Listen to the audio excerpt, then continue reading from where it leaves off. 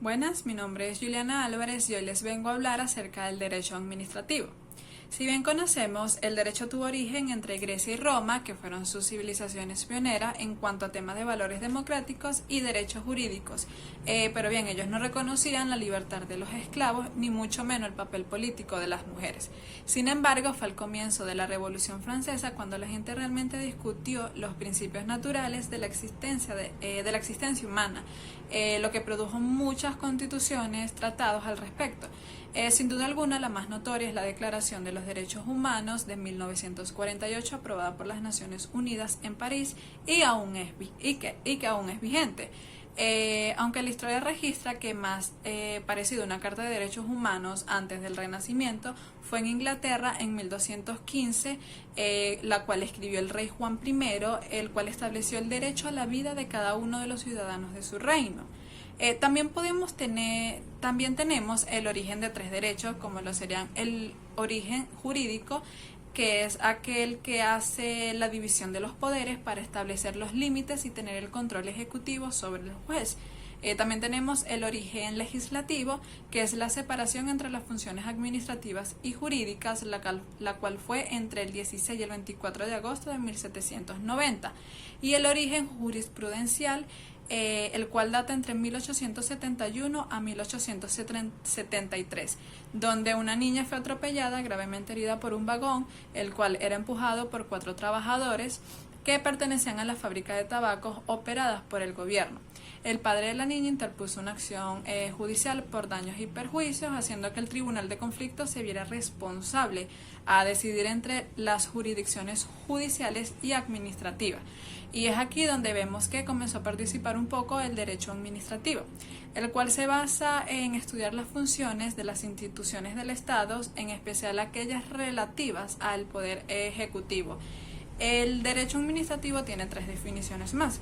En cuanto a las normas legales, se dice que son las leyes cuyo propósito es garantizar los asuntos apropiados.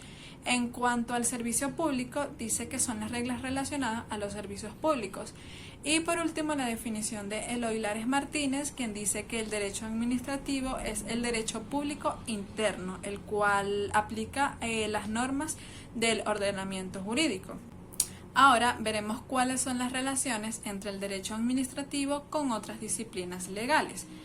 Con respecto al derecho civil, tenemos que algunas disciplinas son de objetivo de investigación conjunta con el derecho administrativo, como lo serían los bienes del dominio público. Con respecto al derecho constitucional, tenemos que este derecho es el sistema organizativo de política nacional, y el derecho administrativo, por el contrario, es el que analiza el mecanismo de las agencias gubernamentales, lo que daría sentido a que el derecho administrativo y la Constitución se complementan en muchos casos.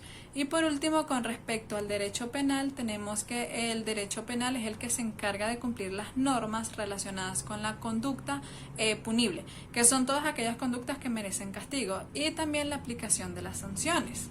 El derecho administrativo tiene 2 tipos de fuentes informales y fuentes formales. Ahora entendemos que por fuente del derecho administrativo son aquellas leyes que aplican y son los reglamentos administrativos. Entre el tipo de clase de fuente administrativa, las fuentes formales son aquellas como la Constitución, la ley, los decretos, el tratado y los reglamentos. La Constitución es la ley más alta del país, contiene las reglas, la organización del país y los diferentes departamentos del país. También regula el poder público y los derechos humanos. La ley, sabemos que son todas las normas legales formuladas, discutidas y aprobadas por las instituciones de la legislatura de cada país. Los decretos provienen del presidente de la República con previa autorización del Poder Legislativo Nacional, estableciendo así las normas legales. El tratado es cualquier acuerdo entre miembros internacionales independientemente de su forma de importancia. Pueden ser países como organizaciones internacionales como la ONU, la OEA, la EU, entre otras. Los reglamentos son las declaraciones escritas por parte del presidente o de la Fuerzas Armadas o del Consejo Nacional Electoral, entre otras, creando así las reglas de derecho de aplicación general de grado inferior a las leyes. Y por último, en las fuentes informales tenemos la costumbre, la doctrina y la jurisprudencia. Entendemos que tenemos que la costumbre surge como fuente del derecho cuando hay el convencimiento popular abonado por una práctica y cumplimiento usual de que una regla determinada de conducta humana es una norma jurídica. La doctrina está compuesta por discursos científicos de asesores legales que contienen los problemas y las soluciones legales, la sistematización de las normas y la interpretación de las mismas.